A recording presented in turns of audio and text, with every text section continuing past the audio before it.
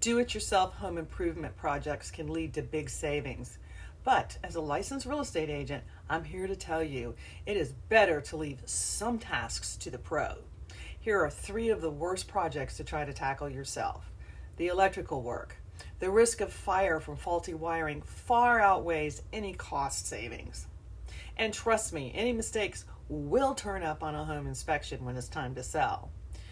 2, adding a bath or a shower. Leaks from poor plumbing can do some serious damage to your home. Unless you're skilled, don't try it.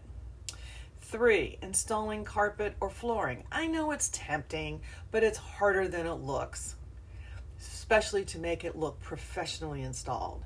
Consider yourself warned. So, are you ready to call in a pro? Reach out for referral at any time.